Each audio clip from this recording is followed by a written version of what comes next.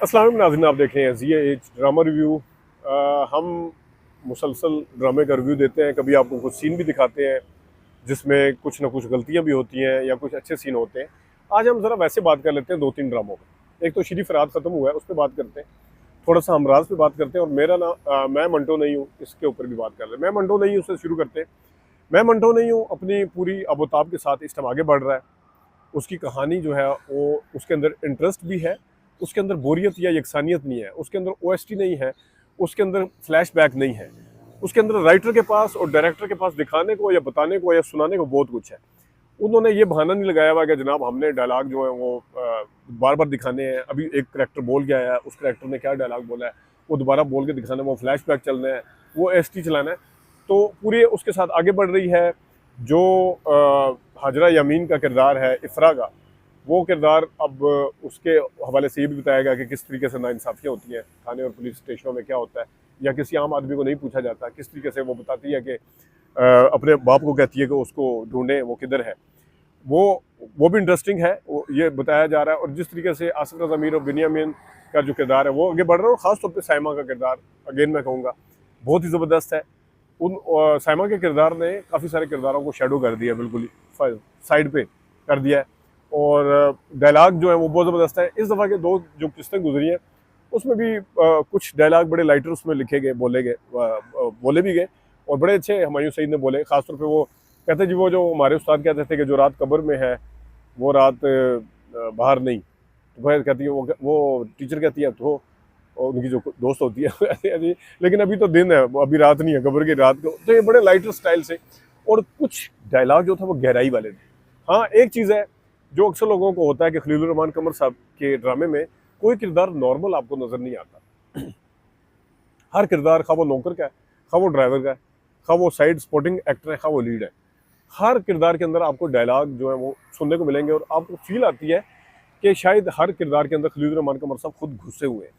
ये feel some time अच्छी भी लगती है, लेकिन सम टाइम बुरी भी लगती है। अब जिस तरह मतीन साहब जो है, वो मतीन मेरे पास तुम इफ्रा के वालिद बने हुए हैं, अहमद साहब, वो अब आए इसमें, मतलूब नाम है गालबन उनका ड्रामे में। तो वो आगे जनाब साहब, एक तरफ उनकी बेटी खोई हुई है, लेकिन वो गहरे गहरे डायलॉग बोल रहे हैं। चले ठीक है, बेटी खोई हुई है, तो वो फिजिक्स के टीचर भी है, फिजिक्स के हवाले से बयान भी देते हैं, न्यूटन के हवाले से भी। बाय द वे उनके डायलॉग भी बड़े अच्छे थे। जो उसमें कहते हैं कि न्यूटन भी सर पकड़ के बैठ जाएगा, जिसमें वो कहते हैं कि मैं इतनी दुआएं मांगूंगा और इतनी दुआएं बदुआएं दूंगा, इतनी दुआएं मांगूंगा और इतनी बदुआएं दूंगा कि ये हो के रहेगा, और इस तरह मैं करूंगा, इसकी कोशिश पूरी करूंगा। तो वो एक बंदा दिखाया है, एक आम आदमी जो कुछ वो कर सकता है, उस हवाले से उनका डायलॉग बड़ा अच्छा लिखा गया, बड़ी गहराई के साथ। फिजिक्स के टीचर है, अगेन मैं कह रहा हूँ, और इस टीचर के पॉइंट ऑफ व्यू से उन्होंने डायलॉग ठीक है। लेकिन मैं अदर भी अच्छा, इसमें मतीन साहब ठीक है, उनकी बेटी उनको घर ले जाती है, आसिफ रज़ा मीर साहब की, वो अब्बा को कहती है, लेकिन वो उनका मंगेतर वहाँ पे मिलता है, सज्जल का। तो मंगेतर के साथ वो शुरू होता है, पसंद तो कर लिया होगा आपने एक दूसरे को। अब ये चीज़ जो है, एक बाप की बेटी खोई हुई है, वो इस तरह के डायलॉग बोल रहे हैं जिस तरह कुछ भी नहीं हुआ हुआ।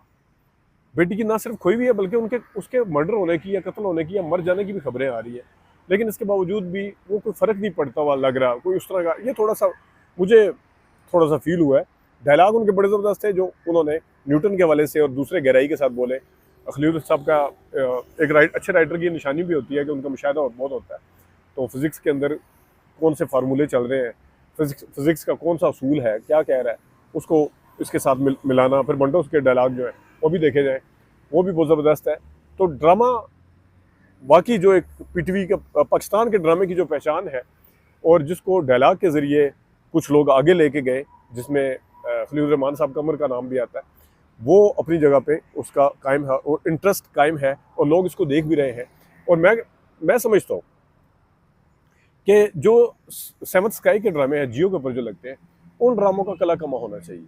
उन ड्रामों को घसीटा जा रहा है। डाइन देख लें, 48 किस्तें हो चुकी हैं। अब उसके अंदर अननेचुरल चीज़ें शुरू हो गई हैं। वो डॉक्टर क्या कर रहा है, उस्मान फिरज़ादा क्या कर रहा है, किस लेवल तक जा रहा है, वो आमिर को किस तरीके से मार रही है, उसका वो तसल्ली नहीं हो रही। आपके साथ एक दफ़ा जुल्म हुआ, राइटर पता नहीं क्या, राइटर खुद भी रो रही थी, डाइन वाली भी और हमराज वाली भी कि ये थोड़ा बदला गया है। लेकिन मतलब है कि निहाल के साथ एक दफ़ा ज्यादती हुई है, वो एक के बाद एक के साथ ज्यादती कर रही है, इंसाफ वापस ले रही है। आप ये कह सकते हैं बदले ले रही है, लेकिन वो उसके अंदर उसके साथ फिर हमदर्दी का पहलू किसी का नहीं है, वो इंटरेस्ट किसी का नहीं है। कहीं ना कहीं कोई लोग शबाब के साथ भी हो गए, अब शबाब को इतना मजलूम दिखा दिया गया। फिर वो जो अभी प्रपोज किया, अभी डायलॉग, मैं बिलफर्ज एक सीन कर रहा हूँ और मैं किसी को कहता हूँ जी मैं आपको प्रपोज करता हूँ, और फिर मैं जाके सोच रहा हूँ हाँ मैं प्रपोज करके आया हूँ, भाई ये तुक बनती है। अच्छा, जिसको प्रपोज किया वो भी सोच रहा है जाके, वो जो जवाब दिया उसने वो भी सोच रहा है। तो सबको पता है यार आप क्या याद करवाना चाह रहे हैं। किसी जगह पे फ्लैशबैक चलता है, किसी जगह पे आप बताते हैं कि मौका फाते अमल हुआ, पहले ये कहा था, ये किसी जगह पे लॉजिक बनती है। अब हर उसमें जनाब से शुरू हो गए 10-10 15-15 मिनट आवाम को बिल्कुल बेवकूफ समझा हुआ, पब्लिक को वो OST चलते जा रहे हैं, उल्टा फिर अच्छे ड्रामों के ऊपर तनकीद करना भी शुरू कर देते हैं लोग।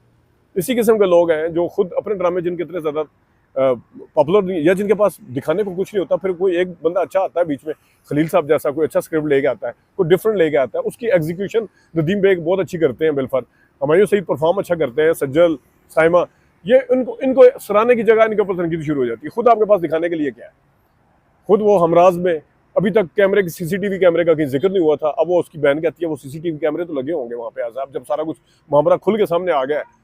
अब वो पता नहीं, वो बहन जो है वो कहती है कि मैं भाई को उसको जाके बताऊंगी अमर को कि ये हुआ था। उसकी बहन उसके घर में जाके नौकरी तो करती रही है, साइम के घर में जाके, छोटी बहन आयजा की, लेकिन वो जाके बताया नहीं, बताया क्यों नहीं बताया अभी तक, वो उसका मकसद क्या था वहाँ पे जाके नौकरी करने का, वो भी समझ में नहीं आता। बिल्कुल वो अजीब ही बेतुके किस्म के जो इसकी लॉजिक्स नहीं है।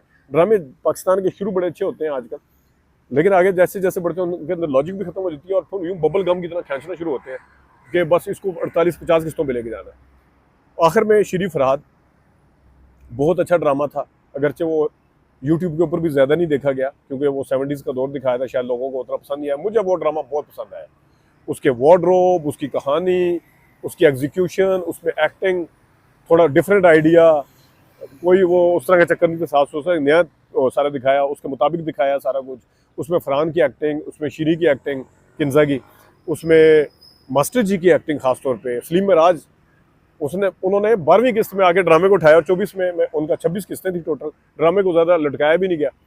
और शायद इसकी वजह ये भी हो सकती है कि अगर ये इसको भी बहुत ज़्यादा मिलियंस में लोग देखते तो शायद, मुझे नहीं पता कि पहले सारा कोई प्लान था 26 किस्तें होंगी या कितनी होंगी, लेकिन बहरहाल वो ड्रामा बहुत अच्छा मुझे लगा है। और उसके अंदर भी फ्लैशबैक उस तरह से नहीं थे, उसके अंदर भी कोई इस तरह के स्टोरियाँ नहीं थी कि जनाब OSTयाँ चल रही हैं और लंबे लंबे चल रहे हैं। ड्रामे को एक रीज़नेबल मोड के ऊपर ला के पीके पे पहुँचाया गया। और ख़ासतौर पे यहाँ पे सुल्तान साहब का जो मैं जिक्र लाजमी करूँगा, अली ताहिर आजकल छाए हुए हैं, राजा रानी में करैक्टर शानदार, शेर की बात ज़रा बाद में करते हैं, कल की वीडियो में आपको अहम चीज़ें बतानी है। शेर के हवाले से उनका बोलने का स्टाइल, हाँ तो क्या मैं भाभी जी आपने किसको, मतलब आप उसको राजा रानी में देखें और तरह बोल रहे हैं, उसको सुल्तान साहब को देखें शरीफ फरहाद में। अली ताहिर ने कमाल किया है। एट द सेम टाइम लोग भी तंग आ जाते हैं एक ही दगार को देख के, लेकिन इन्होंने अपने उस यकसानियत को नहीं आने दिया बीच में, अपना उसके शेड्स बरकरार रखे हैं। तो कुछ हम आपको जो हमारी रूटीन है कि स्क्रीन के ऊपर चीज़ें दिखाते हैं वो दिखाते रहेंगे। अपना ख्याल रखिएगा, अभी तक देते हैं इजाज़त दीजिए, अल्लाह।